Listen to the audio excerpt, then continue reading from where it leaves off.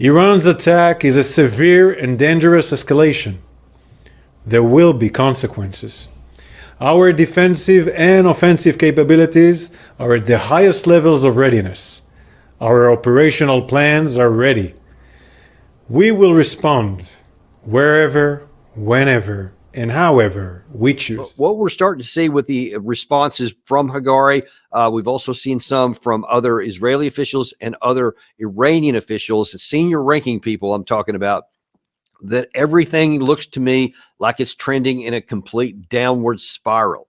So what has happened so far is almost certainly going to be phase one, and both sides seem prepared for multiple rounds of this.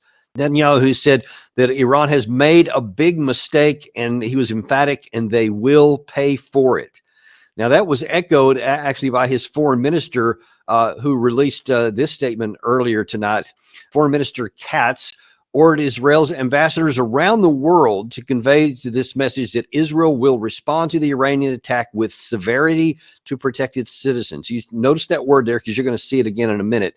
Another message: Iran must pay a very heavy price, so he said. Now, that mirrors what both Hagari and Netanyahu said. From the Iranian president, off their Twitter account, said, based on our legitimate rights and with the aim of peace and security for Iran and the region, a decisive response was given to the aggression of the Zionist regime. This action was in defense of the interest of citizens of Iran.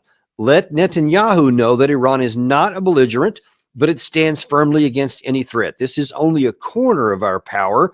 Do not enter into a conflict with Iran. And then shortly after that, the Iranian defense minister added his 2 cents in, where he said, quote, we did not use our most advanced missile capabilities with the greatest destructive power in Operation True Promise 2.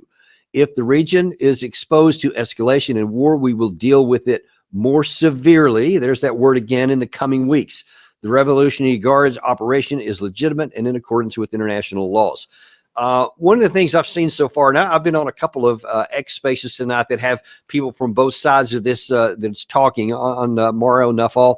I really enjoy that space because it's unfiltered and you genuinely get to hear what people on both sides of this equation are saying, and kind of mirroring these twin sides that you just saw on these responses. Both sides are absolutely convinced of the rightness of their argument. Both sides are absolutely convinced of the evil and the wickedness of the other side. And both sides are saying that a severe response will follow.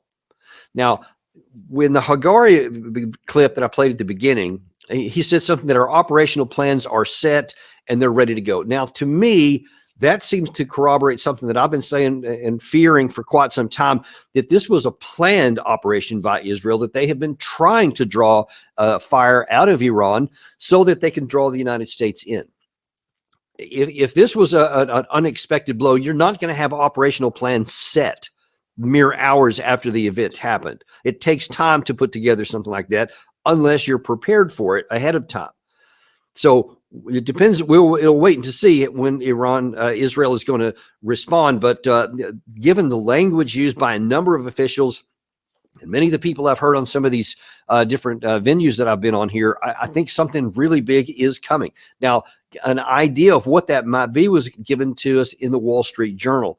There was an article published just a little while ago that said that Iran had telegraphed to Arab officials in the region on Monday night that it appeared to be that it launched, pardon me, an attack on Israel would be similar in scale to the April attack when it launched 300 drones, with the point being that Iran wanted to avoid escalation.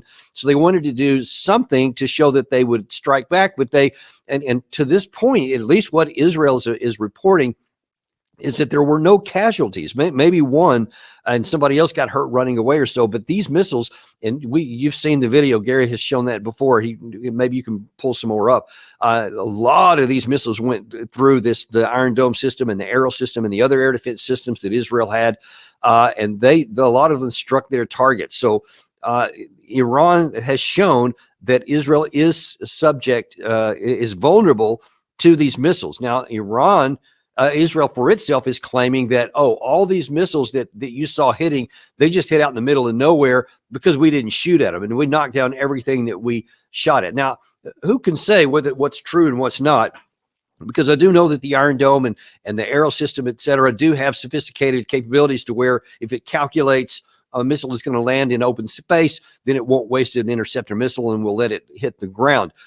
Or it's stuff that got through and Iran was intentionally targeting nothing because it didn't want to cause casualties, because it wanted to give Israel the opportunity not to escalate further, to say, okay, fair enough. You assassinated our proxy in Beirut. You assassinated the leader in our capital city, but now then we're fair and square. That's what Iran was apparently hoping for. But Gary, if you could throw that Wall Street Journal piece back up. The key part of it, though, is this last highlighted in blue area here. Israel sent clear messages, and this is, again, before the strike happened.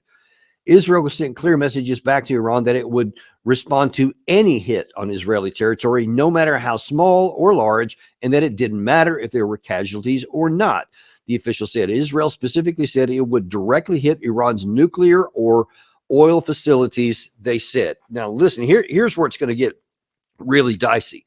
Because if you saw our earlier show today, we saw Pat Ryder, the general Ryder at Pentagon, is just saying that America still stands, ironclad behind our ally, and we're going to help them defend themselves. And when asked if the United States would specifically directly intervene with Israel in any kind of response to strike Iran, he was vague on the answer, implying that maybe we would, maybe we wouldn't, but we have to wait and see.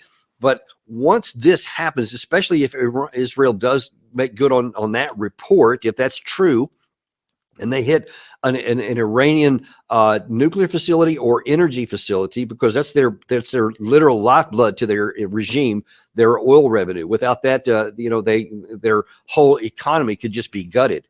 So it is an existential threat to Iran to hit their oil facilities, whether it's refining, pumping, any of the things that are necessary for them to export oil. If Israel hits that and Iran makes good on its counter threats from both its president and its defense minister, that you haven't seen, hardly any of our advanced stuff. And I assure you that there could be a lot more. This was reported to be 181, I think, missiles that were fired. It's not inconceivable that Iran could fire thousands of missiles, maybe bring in many hundreds of these drones as well, which would have to use interceptor missiles. And then right on the heels of that, then all of a sudden here comes ballistic missiles before you could even reload if you have them, or use up a lot of these air defense missiles. They're more vulnerable than anyone thinks.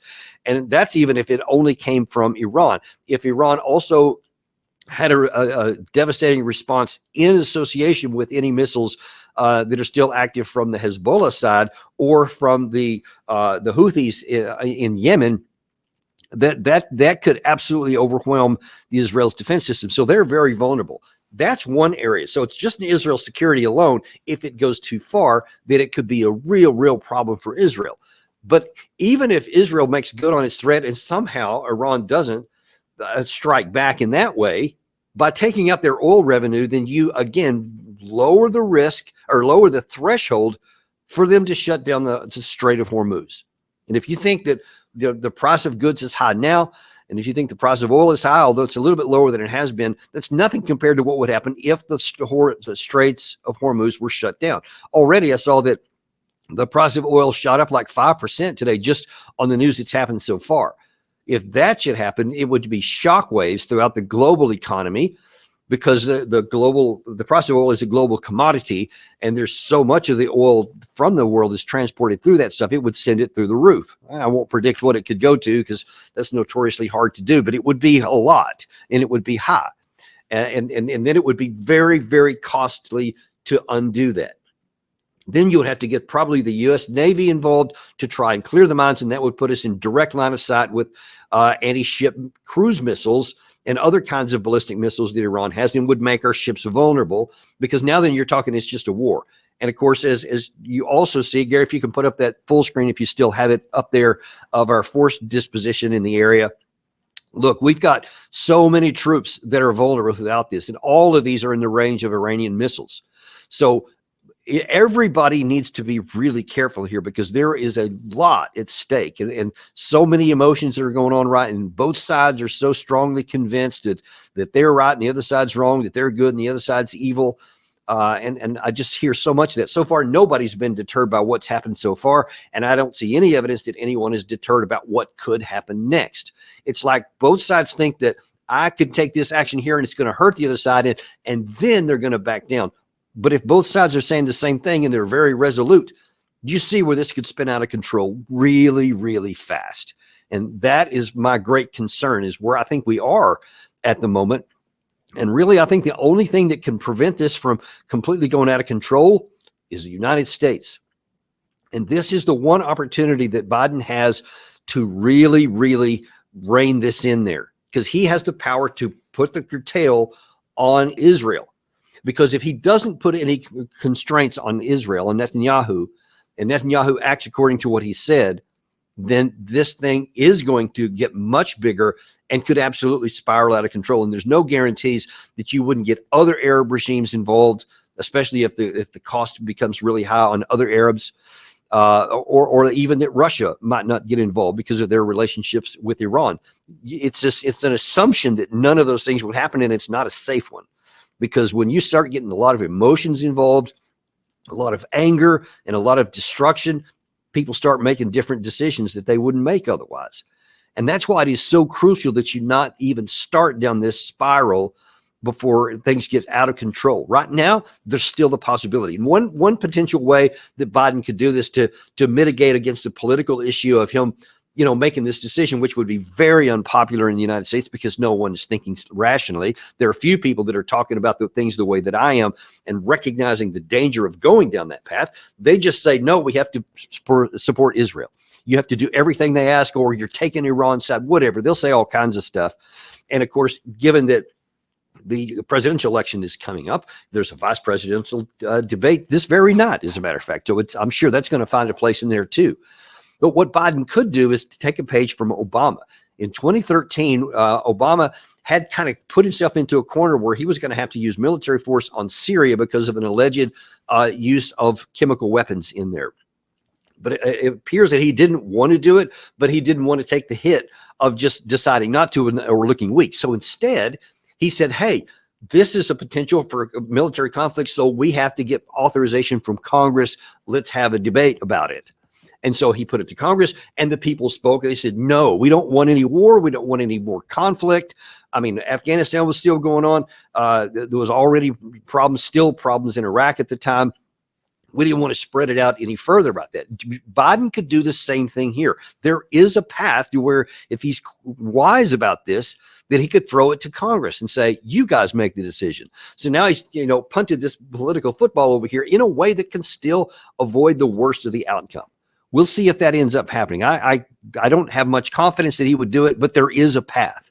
And in any case, we're going to continue to monitor this. But I wanted to bring you up to date on this because, we've had one level of missile strikes that has happened, now in the nighttime for us. But this is far, far from over, folks. And we're going to keep on top of this. I'm sure we're going to be talking about it with Doug McGregor tomorrow and some other things. I've got quite a few other media presentations that I've got to do myself, and we will keep on top of this for you. Thanks very much again for being with us tonight. We really appreciate it. You can count on us to keep you on top of it. Thanks, and we'll see you tomorrow on Daniel Davis Deep Dive.